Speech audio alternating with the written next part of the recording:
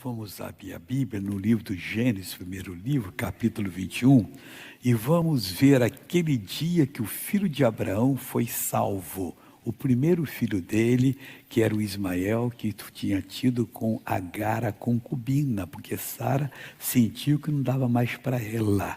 A Sara estava chegando a 76 anos e não tinha nada de engravidar. Disse: Abraão, não dá mais não. Vamos parar com isso. Aí você vai pegar a minha concubina, aquele tempo era desse jeito, e vai ter um filho com ela, e eu vou pegar o filho como meu. Mas Deus, quando ele nasceu, disse: não, nada disso, isso é filho do pecado. Eu falei que Abraão e Sara vão ter. E ela esperou mais 13 anos, pessoal, até o dia que o Abraão se acertou com Deus, num pontinho que ele estava faltante, quando Deus disse para esse Abraão: tem dois segredos para você. Porque ele estava reclamando: Deus, quem vai ser o meu herdeiro? O meu servo, o Damasceno? Não, vai ser o filho que é seu. E disse: mas não tem jeito, eu estou chegando a 100 anos, a 90, como é que vai ser? Aí Deus disse: eu sou Deus Todo-Poderoso, quer dizer, eu não tenho problema. Vou lhe dar 2 segredos: anda na minha presença e ser perfeito, naquilo que Deus falou. Ele emendou, um ano depois a Sara estava com Isaac no colo. Aqui é o Ismael. É Gênesis 21, capítulo 21, versículo 17.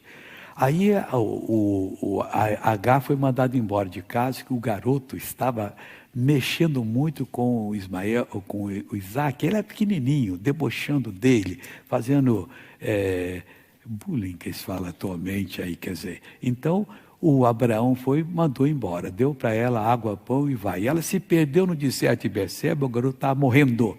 Aí ela colocou ele no meio de umas aves que lá tinha, num certo lugar, e assentou-se a um tiro de arco de flecha. Pensa não, arco à distância, que ele joga uma flecha. Ela se assentou lá e ficou chorando. Aí veja o que aconteceu.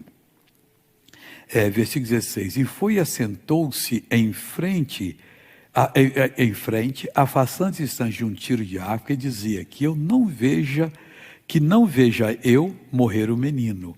E assentou-se em frente e levantou a sua voz e chorou. E ouviu Deus a voz do menino, e bradou o anjo de Deus a Agar desde os céus e disse: que tens, Agar? Bradou, hein? Não temas, porque Deus ouviu a voz do rapaz desde o lugar onde está. E por que Deus ouviu a voz dele? Você vai entender daqui a pouco. Por que Deus ouve a nossa oração? Você vai entender daqui a pouco, um dos motivos.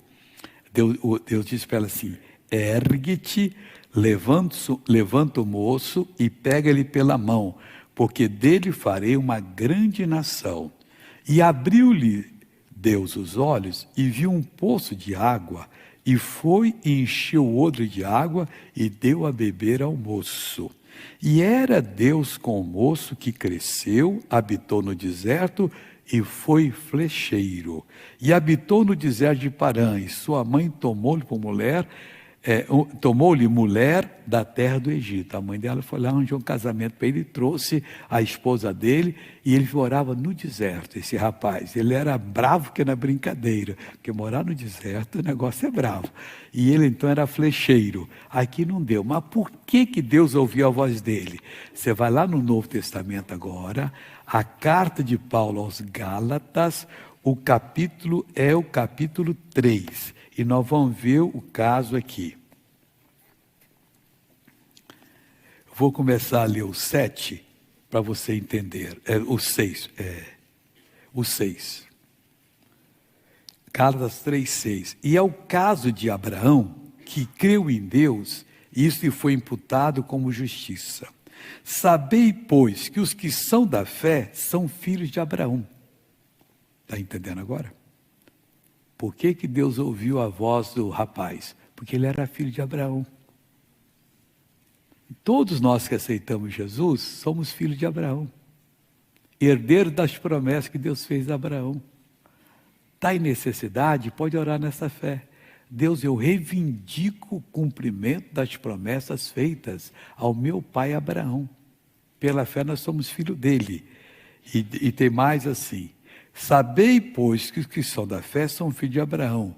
Ora, tendo a Escritura previsto que Deus havia de justificar pela fé os gentios, nós, anunciou primeiro o Evangelho a Abraão, dizendo: todas as nações serão benditas em ti. Isso não pode mudar. Aceitou a Jesus, nós somos benditos na bênção que Deus deu a Abraão. Pula para o versículo 22 agora, para você ver coisa bonita aqui que vai lhe ajudar. Mas a Escritura encerrou tudo debaixo do pecado. Por que ela colocou tudo debaixo do pecado? Para que a promessa pela fé em Jesus Cristo fosse dada aos crentes. Não é porque o judeu é filho de Abraão pela carne que ele é melhor do que nós. Ao contrário. Enquanto ele não aceitar Jesus como Salvador, ele não vai ser abençoado. Os que já aceitaram são uma verdadeira bênção. Eles são sangue de Abraão e agora são filhos também pela fé de Abraão. Eles não são filhos pela fé, eles são do sangue de Abraão. Nós somos filhos pela fé. Então nós temos acesso a todas as promessas que eram para eles e serão deles quando se converterem. Cresce que no final dos tempos os judeus vão se converter e vão ser os grandes evangelizadores, porque eles são destemidos, quando querem fazer uma coisa eles não têm impedimento, e nós somos um pouquinho meio tímidos, meio moloides, pessoas assim bobinhas, quando deveríamos assumir o nosso lugar em Cristo e crescer para a glória de Deus. Continuando agora, mas antes que a fé viesse, estávamos guardados debaixo da lei e encerrados para aquela fé que se havia de manifestar. Então, antes que a fé viesse, nós não tínhamos lugar algum, estávamos guardados debaixo da lei, mas esperando ela vir para poder se manifestar e a gente poder aparecer. Você tem que aparecer, porque você é, pela fé, filho de Abraão, e por Jesus Cristo, filho de Deus. Olha, continuando. De maneira que a lei nos serviu de aio, de mestre. Aio é aquela pessoa que ensina os filhos dos ricos, antigamente usava isso.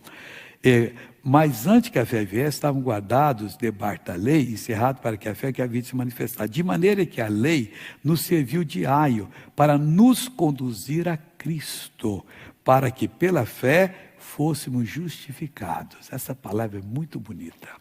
Quem aceita Jesus não tem que ficar confessando os pecados do passado. Tem gente que está há 30 anos no Evangelho chorando: Deus, eu fui muito mal, eu fiz isso. Para. Isso é golpe do demônio, que quer que você não se assuma em Cristo. Quando você se assumiu em Cristo, aceitou como Salvador, você foi justificado, que significa inocentado. É como se você nunca tivesse feito coisa errada. Mas por que se eu fiz? Porque Jesus pagou o preço seu. Nós não temos que ficar pensando no primeiro Adão, que no primeiro Adão nós morremos. Temos que pensar no segundo Adão, que é Jesus. Nele nós vivemos. Ô meu irmão, então o que Jesus veio fazer? Ele veio para nos justificar, inocentar, e você hoje pode orar com toda essa certeza a Deus. Aqui. Mas depois que a fé veio, já não estamos debaixo de aio, não tem mais a lei para nos carregar para um lado e para o outro, nós estamos livres da lei, porque todos sois filhos de Deus pela fé em Cristo Jesus. Acabou, já somos filhos e não devemos mais nada do inimigo, ao contrário, devemos agir como tal, herdeiros de todas as promessas que tem na Bíblia Sagrada, aquelas que Deus fez a Abraão e aquelas depois de Abraão que ele fez para os que cresçam.